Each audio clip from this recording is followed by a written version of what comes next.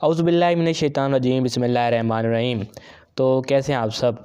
उम्मीद करता हूं कि आप सब खैरियत से होंगे और आप हमारे लेक्चर्स को एंजॉय कर रहे होंगे। तो हमने बॉटनी पोर्शन रिप्रोडक्शन चैप्टर का कंप्लीट कर लिया था। तो आज हम शुरू करने जा रहे हैं रिप्रोडक्शन इन एनिमल्स। सबसे पहले यही बात, there are two types of reproduction in animal. Reproduction के दो टाइप्स होते हैं, एक होता है सेक्सुअल रिप्रोडक्शन और दूसरा होता है सेक्सुअल रिप्रोडक्शन। हम ये दोनों पढ़ेंगे, लेकिन आज के लेक्चर में हम सिर्फ और सिर्फ असेक्सुअल रिप्रोडक्शन पढ़ेंगे।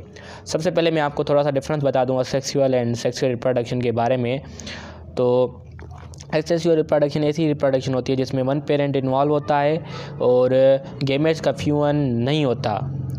और उसके बाद अगर सेक्सुअल रिप्रोडक्शन की बात करें तो सेक्सुअल रिप्रोडक्शन में दो पेरेंट्स इन्वॉल्व होते हैं और गेमेट्स का फ्यूजन होता है। अगर हम बात करें सेक्सुअल रिप्रोडक्शन की, तो सेक्सुअल रिप्रोडक्शन के बहुत सारे मेथड्स होते हैं। तो वो कौन से हैं? Animals reproduce asexually by different methods.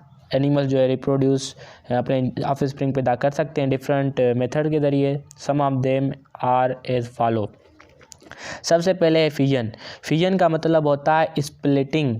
Splitting क्या? सेल का स्प्लिट होना। Splitting of cell into two or many cells or organisms called fission. मतलब कि सेल स्प्लिट हों टू या उससे ज़्यादा सेल्स में या ऑर्गेनिज्म में, तो उसको हम फिजन कहते हैं। अब फिजन क्या होता है? उसमें जो ऑर्गेनिज्म होता है वो आइडेंटिकल होता है और उसकी मिरर इमेज होती है, क्योंकि असेक्सुअल रिप्रोडक्शन में 100% आइडेंटिकल ऑफस्प्रिंग प्रोड्यूस होता है। तो फिजन क्या है? फिजन टू टाइप्स का होता है, एक होता है बाइनरी फिजन और दूसरा होता है मल्टीपल फिजन।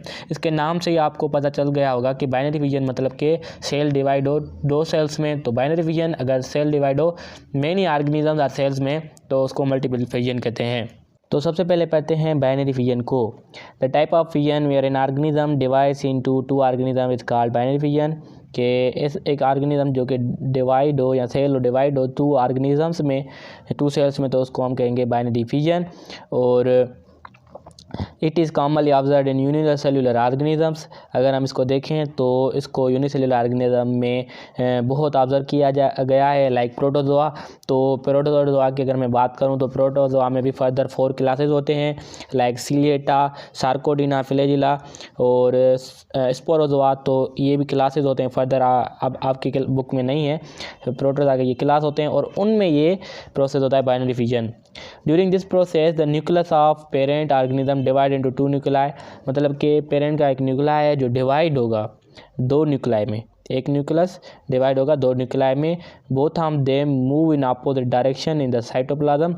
जो दो न्यूक्लियाई बनेंगे वो साइटोप्लाज्म के अपोजिट डायरेक्शन में जाएंगे, एक सीधे डायरेक्शन में जाएगा, दूसरा उसके अपोजिट डायरेक्शन में जाएगा। अगर meanwhile constriction appears in cytoplasm deepens from outside to inside, finally organism divide into organism. तो एक कंस्ट्रक्शन वॉल आ जाती है साइटोप्लाज्म के बीच में दोनों के, और इनको फिर क्या करती है, इनको फाइनली इन ऑर्गेनिजम्स को डिवाइड कर देती है। फर्दर मोर अगर अब मैं इसकी बात करूं तो प्रोटोजोआ के 4 क्लास होते हैं। तो उनमें 3 क्लास जो होते हैं जैसे सार्कोडिना, फ्लैजिला और सेक्टोरिया, तो इनमें बाइनरी फिजन होता है। सही हो गया। बाकी एक जो क्लास है उसमें बाइनरी फिजन नहीं होता, उसमें मल्टीप्लिकेशन होता है, तो वो है स्पोरोजोआ, जिसमें प्लाज्मोडियम यहाँ पर आपके मल्टीपल फिजन वाले में लिखा हुआ है, लेकिन मैं आपको फर्दर ये इन्फॉर्मेशन दे रहा था अबाउट दी बाइनरी फिजन के।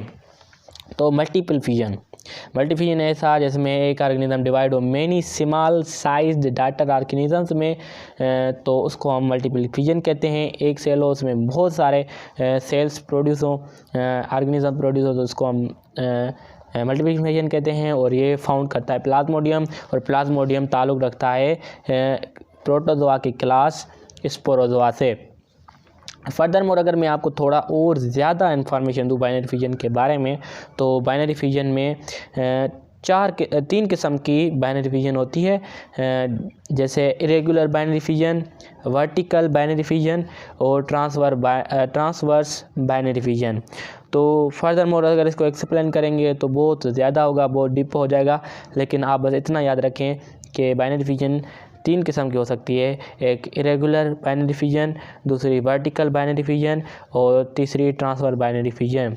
तो इरेगुलर का मतलब रैंडम डायरेक्शन में, और वर्टिकल जो सीधी हो मतलब कि वर्टिकल लॉन्गिट्यूडिनली, और ट्रांसवर्स मतलब कि स्पाइरली आप कहें ऐसे।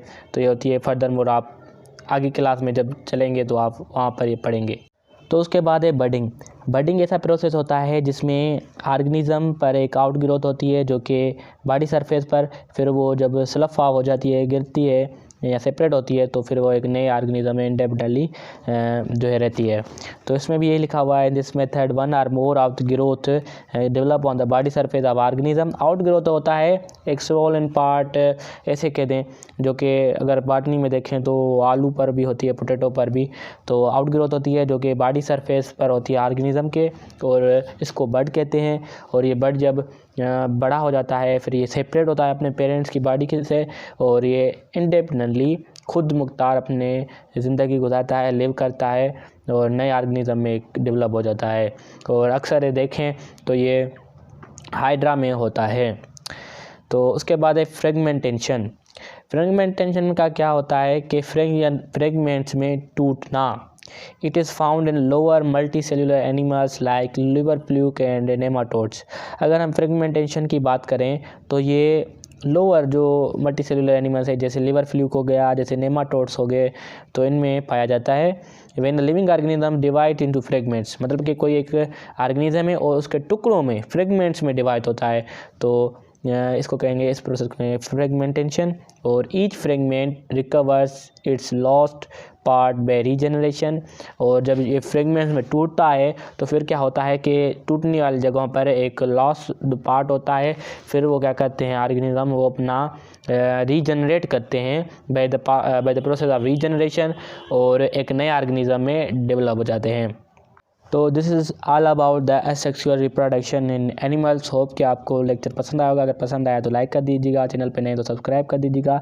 मिलेंगे ऐसे नए लेक्चर में, तब तक के लिए अपना ख्याल रखिए। Wish you best of luck and I love you all.